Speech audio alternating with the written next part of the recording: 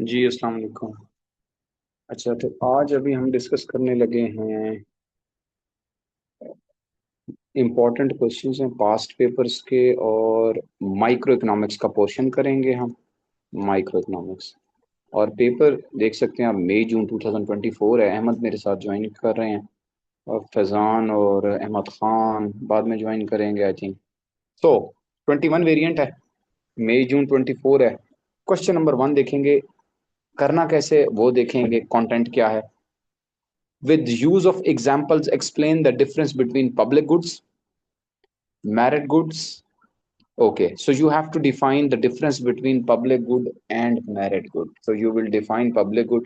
कैसे, दो कंडीशंस है ना इसकी, नॉन राइवल नॉन एक्सक्लूडेबल है, हमने बता दिया उनको, थोड़ा सा एक्सप्लेन कर दिया, नॉलेज के पॉइंट्स आ गए। और मेरिट गुड में क्या आ जाएगा, गुड डिजायरेबल होती है, पॉसिबल डिजायरेबल, ठीक है, but are under produced and under consume. और एग्जांपल दे देंगे, ठीक है, पब्लिक गुड की भी एग्जांपल दे देंगे। And consider whether market will always provide enough of both.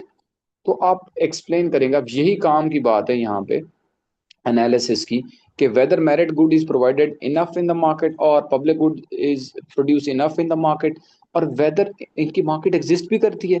तो you will start with the market of merit goods. तो आप बताएंगे कि जैसे मेरिट गुड में आप क्या क्या ले लेते हैं जी, हेल्दी फूड है, एजुकेशन है, हेल्थ है, वैक्सीनेशन है। ये अंडर प्रोड्यूस्ड हैं और अंडर कंज्यूम्ड होते हैं, ठीक है। Market produce their just like quantity, that is under produced and under consumed. Second क्या होगा, ये आप एग्जांपल दे देंगे, एग्जांपल के साथ आपने एक्सप्लेन कर लिया। क्या पब्लिक गुड की मार्केट एग्जिस्ट करती है, you will say no.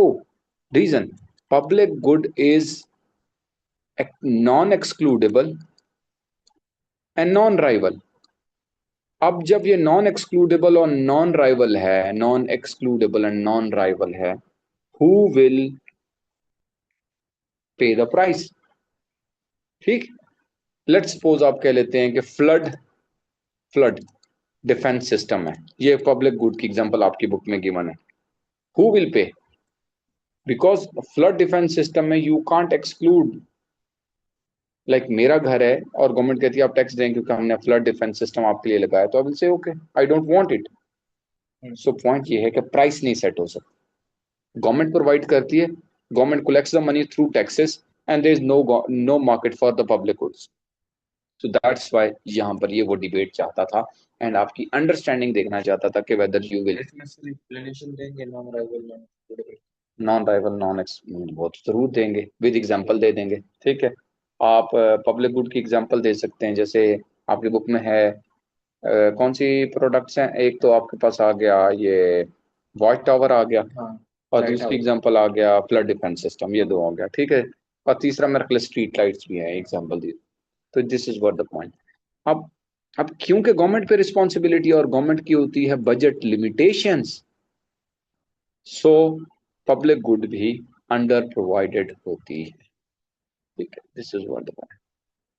Next आपके पास आता है, क्योंकि 8 मार्क्स का है, दैट्स इट, इसका अपने एनालिसिस दे दिया, सफिशिएंट हो जाता है। आगे चलते हैं, क्वेश्चन नंबर 3 है, और पार्ट इसका ए है। With the help of a formula, what is meant by income elasticity of demand. आपने जस्ट इनकम इलास्टिसिटी की डेफिनेशन देनी है, percentage change in quantity demanded over percentage change in income. आपने percentage theoretically भी बता दिया, responsiveness of quantity demanded to change in income, और उसके बाद आपने फार्मूला भी बता दिया, ये दोनों चीजें आपने बता दी, ठीक है। For a product and consider the extent to which demand for product will always rise at the same rate as income rise. Question क्या पूछ रहा है, क्वेश्चन आपसे ये पूछ रहा है डेफिनेशन के बाद कि do you think that quantity demanded for a product will always rise as your income rise. क्या ऐसा हमेशा होता है कि जब इनकम राइज होगी और क्वांटिटी डिमांडेड राइज होगी, आप you will start with no. Why, because you will say there are two types of goods, inferior goods and normal goods, ठीक है। And in case of inferior good when income rise quantity demanded fell, तो इसने कहा है always rise. आप इसकी question की statement देखें ना, he said consider the extent to which demand for a product will always rise, you will say no, as income rise inferior good की demand will fall। because YED is negative for inferior good, and quantity demanded for normal goods, normal good rise when income rise. However, in normal good there are two further categories, necessity and luxury. So इसमें क्या scene होगा कि as your income rise, quantity demanded for necessity will rise but little. जैसे that's why इसका जो YED होता है वो इनइलास्टिक होता है, 0.9, 0.8 और क्लोज टू 1, जबकि YED ग्रेटर देन 1 होगा for luxury goods. So as your income rise by this, quantity demanded for luxury goods rise by more proportionately. So this is what वो आपसे डिमांड कर रहा है. आपकी अंडरस्टैंडिंग किस चीज की, नॉर्मल गुड की, इंफीरियर गुड की. ठीक है. Next, assess. अब ये इवैल्यूएशन वाला क्वेश्चन है. Extent to which price elasticity of supply और cross elasticity of demand is more useful to a business. इन दोनों में से बिजनेस के लिए कौन सी यूजफुल होगी? कुछ स्टूडेंट्स कहेंगे क्रॉस अच्छी, कुछ स्टूडेंट्स कहेंगे पीईएस अच्छी है. अब आपकी मार्क्स स्कीम में भी ये नहीं कहा गया होगा कि पीईएस ही अच्छी है या एक्सीडी ही अच्छा है. ठीक है. तो how you will start the question, important ये है. You will define XED, you will define ना, this is XCD and PES, price elasticity of supply है. अच्छा, क्रॉस इलास्टिसिटी. हाँ, XCD cross elasticity and PES आपने एक्सप्लेन कर दिया. अब how they are useful for business, their knowledge. आपने देखा होगा PES के लास्ट पेज के ऊपर गिवन है how they are useful for business decision making. ठीक है. तो you will start with, if the businessman knows that his supply is inelastic or supply is elastic, he'll be in a better position to respond to market changes. If demand rises from D1 to D2, if the producer is elastic, a little increase in price brings a larger change in quantity supplied. He is flexible, he will supply more, he will grab more market share. जबकि अगर आप इधर देखें, blue line से बनाता हूँ, initially you were hair, ये quantity sell कर रहे थे, ये प्राइस. अब डिमांड राइज कर जाती है इन इलास्टिक सप्लाई पे, he will marginally increase the supply, थोड़ी सी सप्लाई इंक्रीज करेगा और प्राइस इंक्रीज होगी ज्यादा. सो किसी भी बिजनेसमैन के लिए इलास्टिक सप्लाई होना इज गुड, प्रेफरेबल होता है इलास्टिक सप्लाई. एंड उसी प्रोड्यूसर के लिए डिमांड इन इलास्टिक होना is good, because they will think that product is either brand और हैबिट और necessity. Got it. So you will define this and इसकी importance businessman के लिए. अच्छा. And then cross elasticity of demand. Cross elasticity demand में आपने दो important चीजें डिस्कस करनी है, सब्स्टिट्यूट प्लस कॉम्प्लीमेंट डिस्कस करने हैं. अब जो सब्स्टिट्यूट हैं वो क्या बता रहे हैं?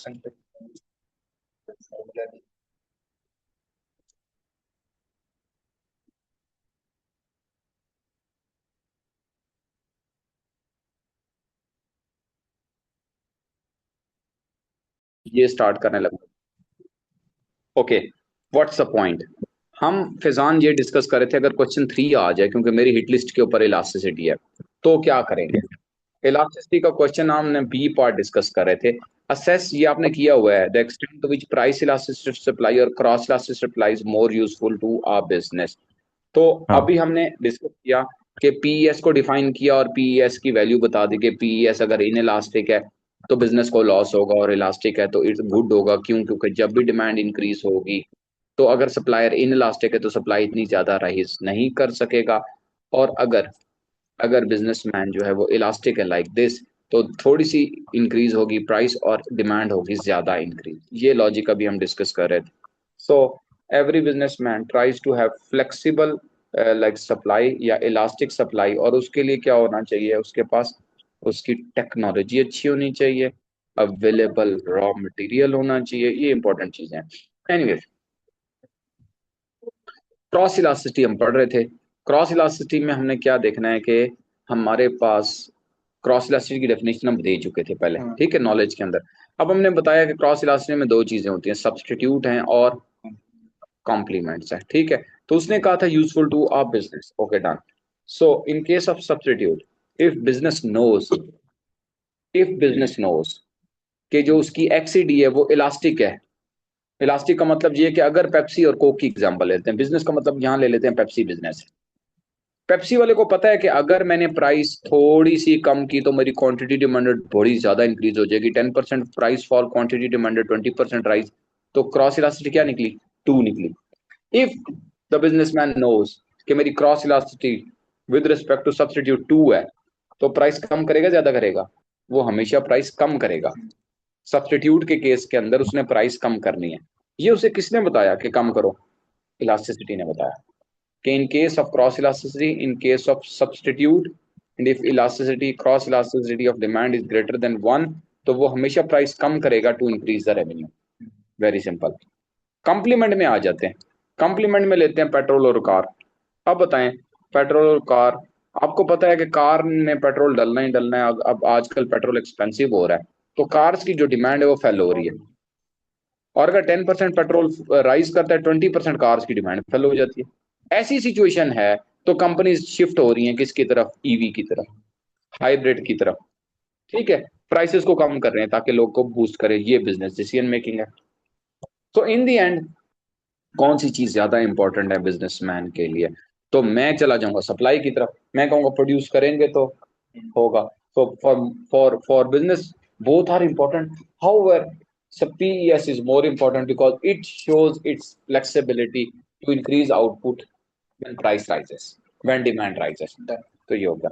अब ये क्वेश्चन अभी हमने फैजान हमने डिस्कस करना है। अभी किधर जाएंगे हम डिस्कस करने के लिए? इधर जाएंगे। क्वेश्चन आ रहा है हमारे पास।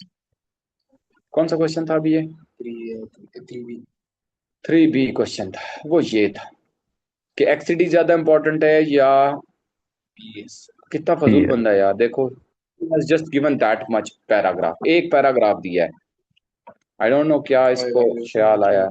हाँ, थोड़े से 2 पॉइंट्स दिए। एनीवेज, क्वेश्चन क्या है कि पीएस और पी एक्सईडी इनमें से कौन सा इंपॉर्टेंट है बिजनेस डिसीजन मेकिंग के लिए? तो पहला point, an assessment of usefulness of PS estimates of how quickly business will take respond to changes in demand. मैंने अभी बताया कि कितनी क्विकली वो रिस्पॉन्ड करेगा। अगर डिमांड इंक्रीज हो जाए तो कितनी जल्दी सप्लाई इंक्रीज कर सकता है। उसके बाद लेवल ऑफ स्टॉक पे डिपेंड करता है, लेवल ऑफ टेक्नोलॉजी पे डिपेंड करता है। डन।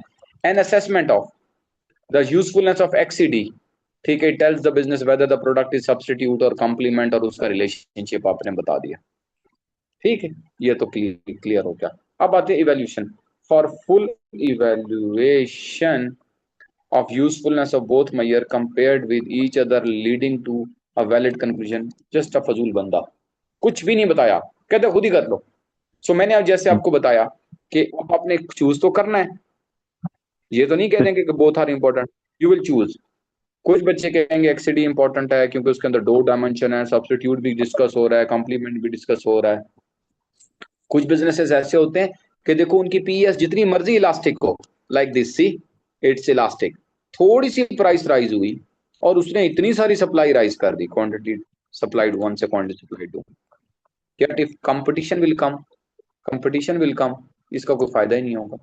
जितनी मर्जी सप्लाई इलास्टिक हो, आपका जो कॉम्पेटिटर है वो आपसे ज्यादा इलास्टिक है, वो आपसे ज्यादा फ्लेक्सिबल है, देन व्हाट? इसका मतलब है क्रॉस ज्यादा इंपॉर्टेंट। तो लॉजिकली आपने साइड लेनी है। दोनों ले सकते हैं आप, सप्लाई भी ले सकते हैं और डिमांड, सॉरी, सप्लाई भी ले सकते हैं, क्रॉस भी ले सकते हैं। तो ये क्वेश्चन हमारा एंड हो गया जी आज के इस लेक्चर के अंदर। तो नेक्स्ट जाते हैं। हमने कुछ क्वेश्चंस को हाईलाइट किया हुआ है जो हमने डिस्कस करने हैं, तो अभी हम देखते हैं next question. Next question micro में से ये है, 3A है एंड 3B है। तो ये सहमत एंड यस फिजान क्या कहता है ये बता रहा है कि with the help of an example of each difference between merit good and demerit good. अभी हमने पब्लिक और क्या किया था? पब्लिक गुड और मेरिट गुड किया था। अब ये कह रहा है मेरिट और demerit good, and consider whether subsidy given to a merit good will always effective and so on so on. तो अब ये गवर्नमेंट इंटरवेंशन है। कहता होता हूँ ना 6+13 क्या करें, 6 एंड चैप्टर नंबर 13। 13 क्या है? Government micro economic intervention. अब यहाँ पे हाउएवर भी आएगा, इवन दो के 6 मार्क्स का क्वेश्चन है। कंसीडर दे दिया ना और वेदर भी दे दिया ना, ये बात। तो you will start with explaining the definition of merit good, then demerit good. दोनों को एग्जांपल के साथ आपने बता दिया। अब आगे आ गया कि government intervention. If government is providing subsidy, ठीक है, तो आपके पास ये डायग्राम है, ये सप्लाई है फैजान, ये डिमांड है, सब्सिडी मिलेगी, सप्लाई राइज कर जाएगी, क्वांटिटी इंक्रीज कर गई और प्राइस कर जाएगी फॉल। इजी पीजी, ये है मेन थिंग। और उसके बाद आप बता दोगे कि अच्छा सब्सिडी आपने दी है, it will reduce the price and enable, आप पूरी एक्सप्लेनेशन भी तो दोगे ना कि subsidy will reduce the cost of producer and producer को इंसेंटिव होगा to produce more, reduce the price to consumer, वो बाय भी ज्यादा करेगा and so on. However, however subsidy जो है, अगर सब्सिडी जो है वो बहुत माइनर है, एक, it will not make the much. अगर इंफॉर्मेशन जो है, इंफॉर्मेशन फेलियर है कि वो एजुकेशन है, वो मेरिट गुड जो है वो क्या है, फैजान एजुकेशन है। वो गरीब एक बंदा जो है वो अनपढ़ बंदा है, वो कहता है नहीं मैंने अपने बच्चों को पढ़ाना ही नहीं है, देन इंफॉर्मेशन फेलियर की बात बता रहा हूँ, he will not send. And third, opportunity cost है, वो पैसे कहीं और भी स्पेंड हो सकते थे।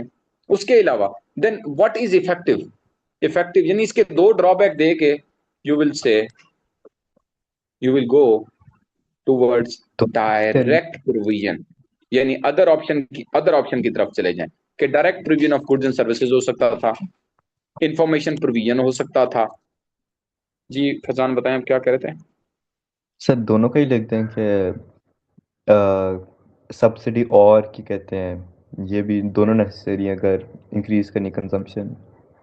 यही यही तो मैं कह रहा हूँ कि अल्टरनेटिव वे भी आप बता सकते हैं, ठीक है। तो फिर डीमेरिट गुड की इन इलास्टिक हो हाँ, तो इसने सब्सिडी का इसने फायदा इसने नहीं है। पूछा ना मेरिट और demerit good, whether subsidy given to merit good, नहीं उसने डीमेरिट पूछा ही नहीं ना, इसे नहीं सिर्फ। मतलब उस हाउएवर में लिख सकते हैं ना हाँ कि अगर डीमेरिट गुड की इन इलास्टिक हो हाँ हाँ, कंजम्पशन, तो सब्सिडी मेरिट गुड को देने का फायदा नहीं होगा इतना।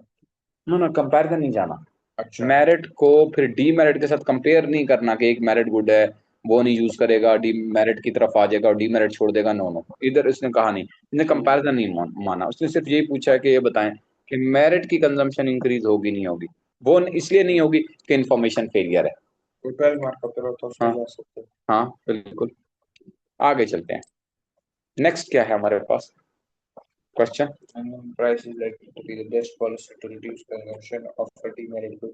Assess whether fixing minimum price will be the best policy to reduce the consumption of demerit goods। अब इसके बहुत सारे however है। You will start with what is minimum price, you will start with what is demerit good again, ठीक है, दोनों बता दिया नॉलेज के अंदर। अब आप आ जाएंगे कि मिनिमम प्राइस से कैसे होगा, ये आपने प्राइस सेट कर दी, नॉर्मली सिगरेट की प्राइस थी 500, आपने कर दी 1000, सप्लाई इंक्रीज हो गई, डिमांड कम हो गई, ये क्या क्रिएट हो गया, सरप्लस इन द मार्केट। अब क्या था मिनिमम प्राइस का ड्रॉबैक, सर डायग्राम बनाना सरप्लस है। जब प्रोड्यूस हो जाए। जी डायग्राम बनाना है, ठीक है। डायग्राम पी मिन दिया तो बनाएंगे। 12 मार्क्स में ठीक है। अगर सब्सिडी डिस्कस हो, टैक्स डिस्कस हो, जहां भी डिस्कस हो, वो कहे या ना कहे यू विल ड्रॉ। अब सीन क्या है ये देखें, this is what the point. अब इक्विलिब्रियम से अब प्राइस है, गवर्नमेंट ने कहा सिगरेट को महंगा कर दो, 500 वाली अब 1000 की सेल हो रही है, मार्केट में सरप्लस है, तो क्या क्रिएट हो जाएगी, इनफॉर्मल मार्केट। इनफॉर्मल मार्केट किसके लिए क्रिएट हो जाएगी, Demerit goods के लिए। यस, इनफॉर्मल मार्केट क्रिएट हो जाएगी डिमेरिट गुड्स के लिए या सिगरेट के लिए। और वो क्या करेंगे, फॉर लो प्राइस होगी, क्योंकि गवर्नमेंट ने तो कहा कि हाई प्राइस पे सेल करो, सो प्रोड्यूसर जो है ना वो क्या करेगा, वो लो प्राइस के ऊपर मार्केट के अंदर सेल करेगा, so policy would not be successful, इस सेंस में कह रहा हूं। सो मिनिमम ठीक। Price would not be successful, ये बता दिया। उसके बाद आप आते हैं नेक्स्ट कि there are alternative policies that can do better than doing the minimum price. क्या हो सकता है, Correct. टैक्स हो सकता है, सर एक, एक हाँ सवाल है। बताएं, जी बताएं। मिनिमम प्राइस का हम ये एडवांटेज ये लिख सकते हैं कि जिसका फॉर एग्जांपल लो इनकम है उसके लिए सर ये इलास्टिक फिर बन जाएगी अगर मिनिमम प्राइस ऐड की उसके लिए इलास्टिक हो तो जाएगी, उसके लिए तो इफेक्टिव होगा। हाँ उसके लिए तो इफेक्टिव एक होगा बात नहीं है, पॉलिसी। एक बंदा 50 रुपीज की सिगरेट ले रहा था, अब प्राइस इंक्रीज क्यों हो गई है 500, हो सकता है वो लेना ही छोड़ दे बिल्कुल, उस जैसे सारे लोग ही डिस्करेज होकर दे विल नॉट परचेज, उनका प्राइस हाई हो गई है। आप बताएं आप जी क्या ना चाह रहे थे। जी सर। इसमें इलास्टिक वाला सीन हो नहीं सकता, इसमें सिंपल सी बात यह है कि प्राइस हैज इंक्रीज ठीक है, हाँ आप वो डीमेरिट गुड को, अरे एक और चीज भी आ गई, even though they have make it minimum price. बिल्कुल ठीक है फैजान, याद आ गया, इन्होंने प्राइसेस को अगर मिनिमम कर दिया है, और अगर अगर वो बंदा इन इलास्टिक है, सिगरेट है, डीमेरिट गुड है, he will still buy, he will still buy, और आपकी डीमेरिट गुड की कंजम्पशन फॉल नहीं होगी। Got it Faizan? जी सर। दूसरी बात ये है कि मिनिमम प्राइस अगर है ही क्लोज टू इक्विलिब्रियम तो इतना बड़ा डिफरेंस ही नहीं आ रहा, पीपल डोंट जी बॉदर, वो कहेंगे ठीक है कोई बात नहीं, चिल सीन है। समझ आ गई बात की? जी सर। अब अल्टरनेटिव पॉलिसी कौन सी है बताएं जी? अगर मिनिमम प्राइस आप नहीं यूज करते टू कंट्रोल डीमेरिट गुड्स की consumption, what is the alternative policy? Advertisement sir उनकी टैक्स लगा साइड दिया, इफेक्ट्स वही भी। एडवर्टीजमेंट इंफॉर्मेशन प्रोविजन आ गया, ठीक है, और क्या हो सर सकता है? ये लोग कर सकते हैं कि मिनिमम वो मेरिट गुड्स की प्राइस और कम कर दें एज कम्पेयर टू, ताकि लोग उस पर शिफ्ट हो। कंपैरिजन है ही नहीं बेटा, कंपैरिजन है ही नहीं। देखो he is just saying this, और वो इंफॉर्मेशन प्रोविजन ही बता देगी ना उसे कि देखो आप लोग यही चीज ना यूज करो, instead of this you can use merit goods. अच्छा अच्छा, सही है। So this बस is सही। what the point